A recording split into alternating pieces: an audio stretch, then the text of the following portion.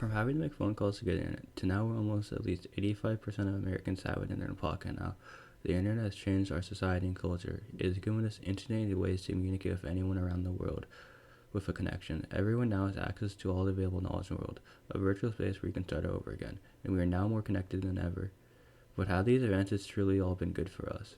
There have been ramifications from the good the internet has given to us, and as the years go by and as technology and communication advances, we are becoming even more dependent on it. With more and more people getting online, meaning less and less people are engaged in the real world, both the society and the internet has started to degrade.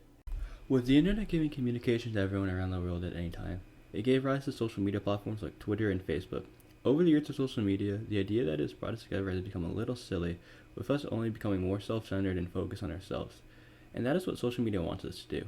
With one of the reasons that we've become more focused on ourselves being that social media has given people ways to actually measure and track their fame, like followers, likes, and upvotes. Social media has made it so people do anything for attention and validation for themselves, with them now having ways to see how popular they actually are. And I think that feeds into a little bit of narcissism that people have. Another part of social media that leads to far dividing is the heart of all social media, being its algorithm.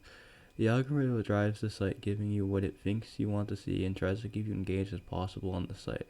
A byproduct of what it does is creating an echo chamber for everyone, with it only showing you posts you interact with or what you want to see. So if you view right-wing stuff, the algorithm will see that and keep suggesting more of it and never showing you any of the other side. So it keeps pushing you farther and farther until you become more radicalized because you never get any opinions from the other side. On the opposite side of the coin, if you see a post that you argue with on the algorithm, it keeps suggesting you posts like this because it sees you interacting with it, and it will keep you fighting and arguing in the comments, creating more division and farther and dividing you from everyone. And this is what the companies want the most because it's what makes them the money. Because you keep viewing and clicking everything and becoming more and more addicted to social media.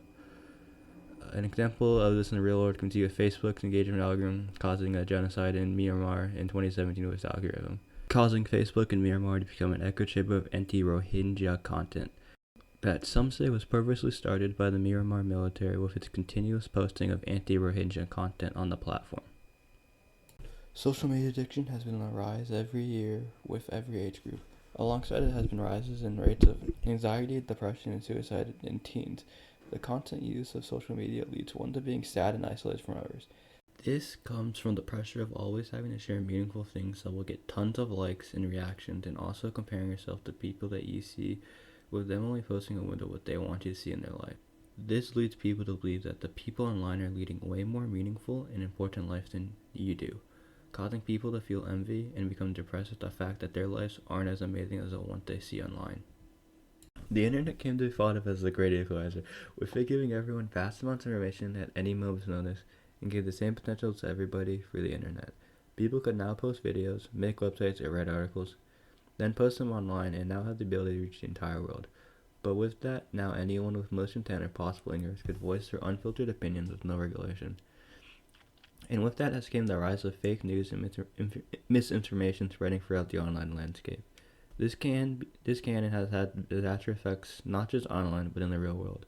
One major example of this I brought up earlier was the Rohingya genocide in Myanmar. It was caused by Facebook spreading fake news and misinformation, causing hatred against the Rohingyans and contributing to real world violence, with at least 25,000 killed and over 1 million fleeing from the country. One of the reasons that fake news is spreading so fast is because everyone now has the power to create and spread it to wide-reaching audiences, and the other being the dwindling of people's attention span over the years. This can be seen in a 2021 study on Nature.com titled "Shifting the Attention to Accuracy Can Reduce Misinformation Online." In that article, at least 51.2% of all Americans sharing fake news on social media are doing it not because they cannot tell reality from the made-up, but because they are not paying attention. I think this is happening because social media has changed the way people are consuming their content in their day-to-day lives. Sites like Twitter, Instagram, Facebook, and TikTok have made it so people only post short, brief updates of photos, videos, or just headlines. This has made people used to constant and instant gratification on the content they use, lowering their ability to focus for an extended period of time. So people now read the headlines and believe it, without ever thinking if it's real or fake before they scroll to the next post to get stimulated by. To summarize it, all the great things that people thought the internet was going to do in the beginning has led to more divisions of people, the spreading of fake news far than ever before, rise of social media addiction, depression and anxiety, But how can we fix all these issues? By at least acknowledging your addiction with the internet, you can start to notice all the times throughout the day that you have the desire to check your phone when it buzzes, and how often you give in to that desire, is where you can start to see how bad your addiction has become. And through that, work on bettering your habits, reducing time spent on social media and the internet, and working on your attention span by doing things that don't demand your attention, like cooking or reading a book.